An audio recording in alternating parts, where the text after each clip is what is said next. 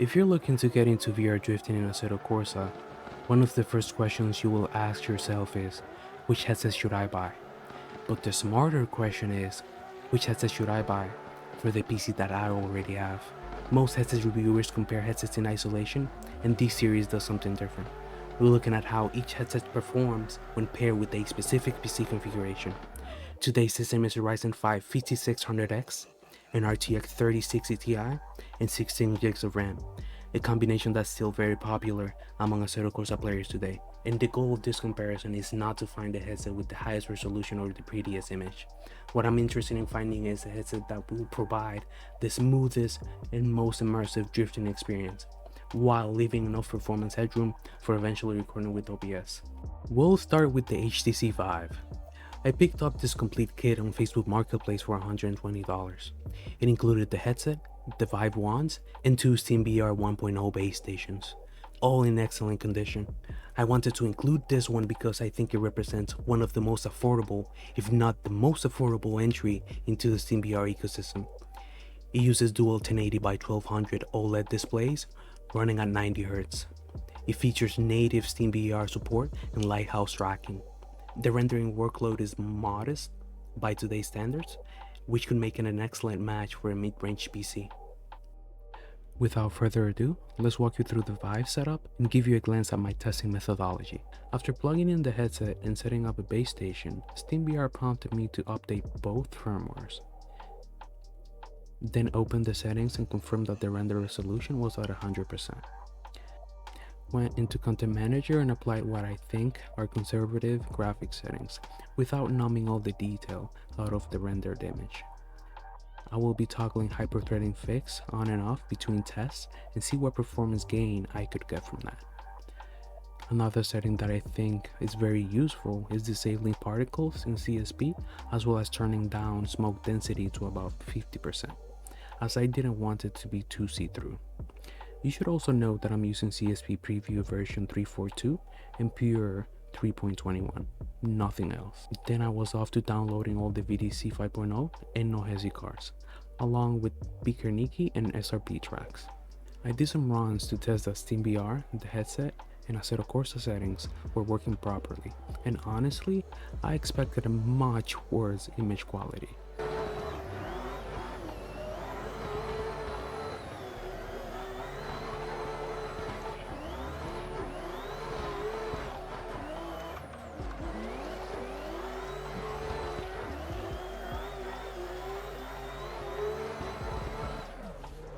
Oh, okay.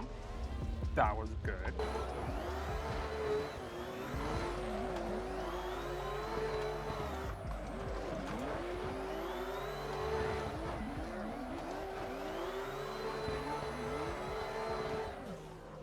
Let's go.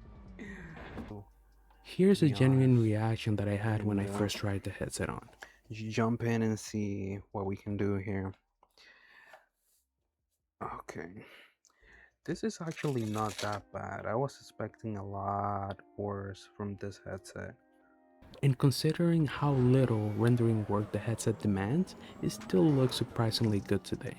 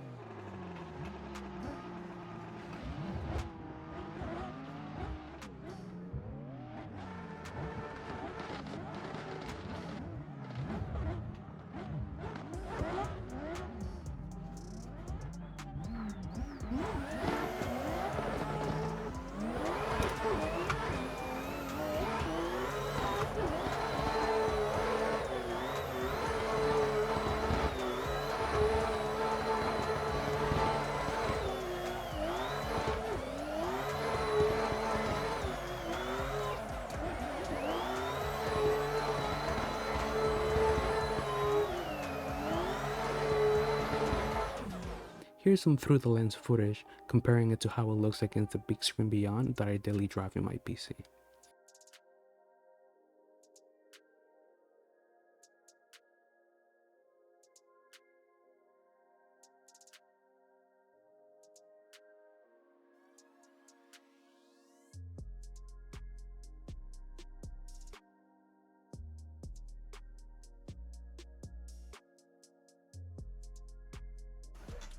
Okay, so we have done some testing with the HTC Vive OG, and honestly, I'm surprised.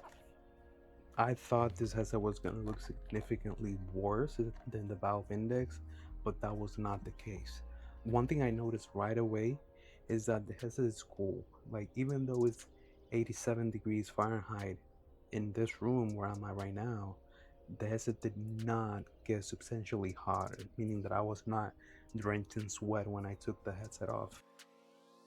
Okay, so enough of the first impressions. Let's show you what the benchmarking stack is comprised of.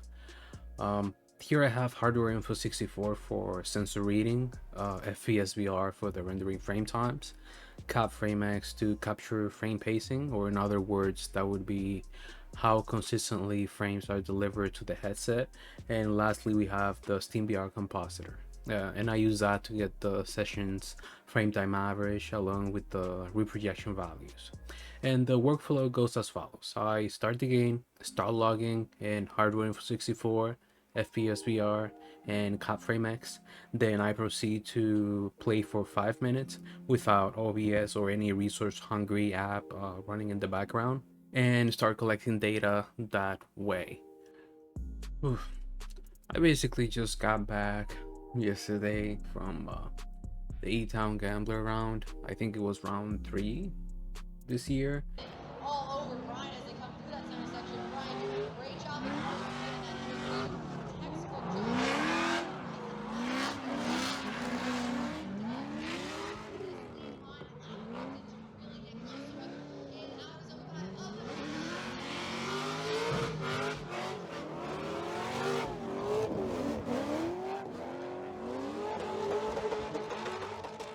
And it gave me a little boost to continue working in this video, watching drifting in real life rather than just sitting in the sim playing in VR, making it look like you're inside the car.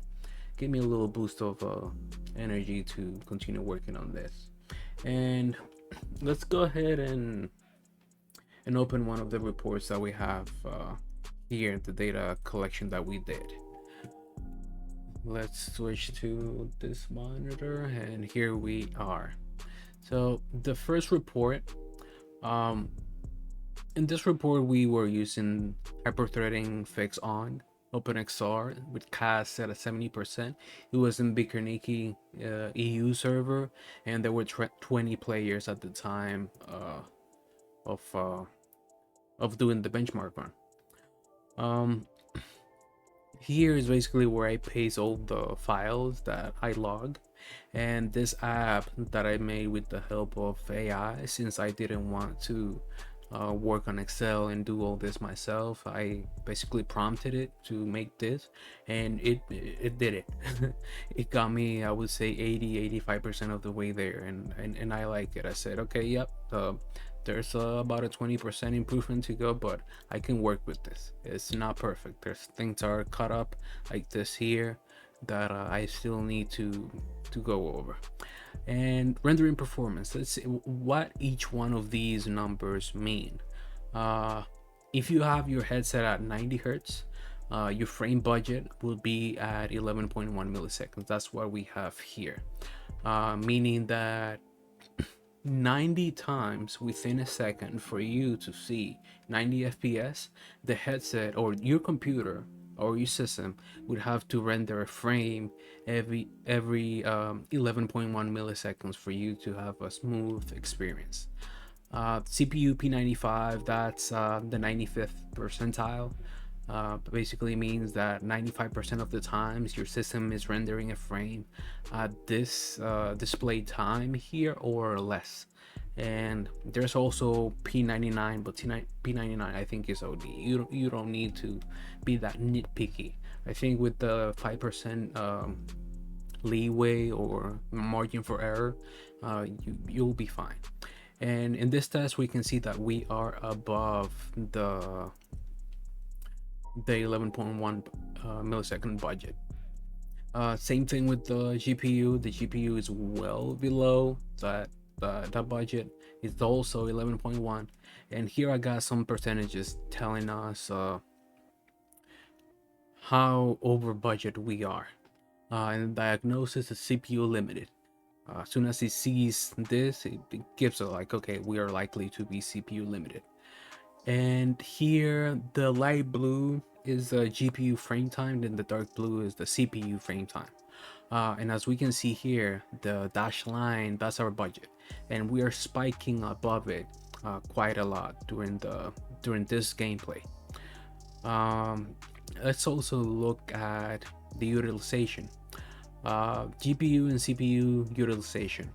The red and light blue lines are red is single thread usage of the CPU, and light blue is the total CPU usage. Dark blue in this specific graph is the GPU usage. And as we can see, whenever we're using the OpenXR toolkit DLL, we hit 100% and we stay up there for quite a while, which is not what we want. That would be an indication of a CPU bottleneck. Backing up this diagnosis, CPU limited, we can see it here. We're hitting 100% almost all the time, while the GPU is chilling, meaning that we don't have to get a more powerful GPU, we just need to get a better CPU.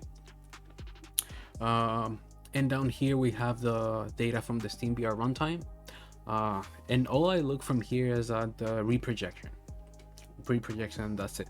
The application, CPU and GPU frame time, those are averages for the whole session, so hence why I use the fpsVR values. From here, what I care is this 9% reprojection value, telling us like, yes, we're good, but it can be quite a bit better.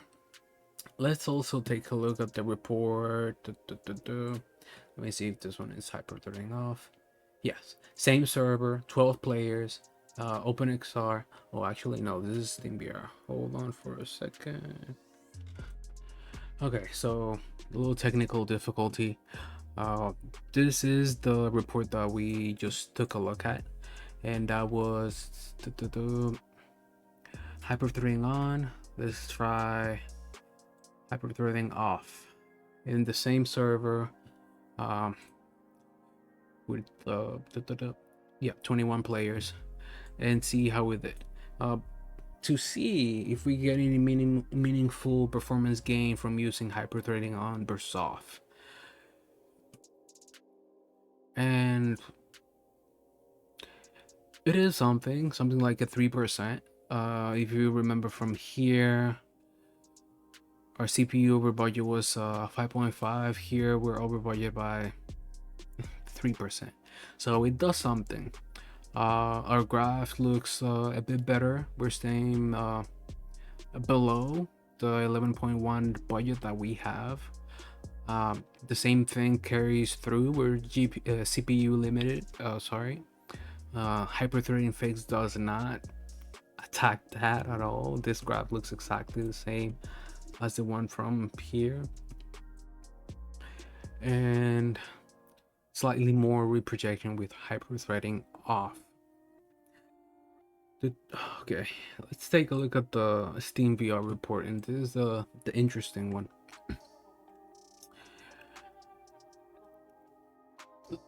Look at this here. So 95% of the time we're rendering, the CPU is rendering at 5.2 milliseconds or less, and the GPU is at 8.2.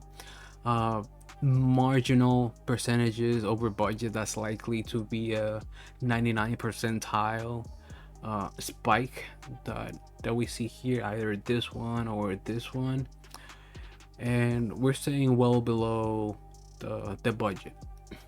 With this, something like this, you can have a smooth experience. You don't need it to be tremendously perfect. Another thing to note with the SteamVR runtime is that you hit 100% and it backs down. It doesn't dwell up there like we were doing with the OpenXR DLL. And it's also worth noting that SteamVR is quite heavier on the GPU than OpenXR. Maybe because I tested with CAS on, could be, but here we can see 8.2 milliseconds, and up here we're sitting at 6.4, and up here at 7.8. That's something to note. So it's a good equalizer for the system that you have. Reprojection sub 5%. And reprojection, let me explain what reprojection is in case you are not in the loop. Basically, reprojection kicks in whenever your headset is expecting a frame. SteamVR recognizes that it's not going to arrive in time, and then it makes up a frame. Say that between 3 and 4, frame 4 doesn't arrive. What it does is, okay, I need to do something, and it makes a 3.5 frame quote 3.5. That would be a made up frame that it introduces, and it basically updates your face position. Say if you're rotating, your face position changes. SteamVR, what it does, it makes a synthetic frame with your updated position based on the previous frame. Since the new render frame didn't arrive, SteamVR is going to do that, update your position between the same frame or image, and kind of combat the performance loss or performance issues that is having that way. If you get too high into reprojection, you're gonna get sick essentially. And this last graph that I have right here, this is the data from CapFrameX, and as I said at the beginning, CapFrameX is basically confirmation software. It measures how frequent or the pacing of the frames that are being delivered to your headset. And as we can see here, 95th percentiles or 95% of the time, the frames are arriving at 12.5 milliseconds or less. Not ideal, not perfect, but with reprojection values like this of 5%, you're not gonna notice it, and you can call this an amazing experience. So can you play VR in a system like this? You absolutely can. We went over the data and confirmed that we can indeed have a great experience in VR using this computer. If you have a system like this, say, and you want to do some upgrades, what should you do? You might think, oh, I have a 5600X, oh, I'll get a used 5800X. Wrong. Don't do that. From the graphs here, we saw that Assetto Corsa relies heavily on single thread performance. And what would be the smarter path to go other than a bundle Micro Center? Something like this. If you find yourself with an extra $450, this would be the smarter way to go. You get on AM5, it opens the upgrade path for you to get into a 7800X3D, 9800X3D. And to be honest, guys, I think we can cut it there.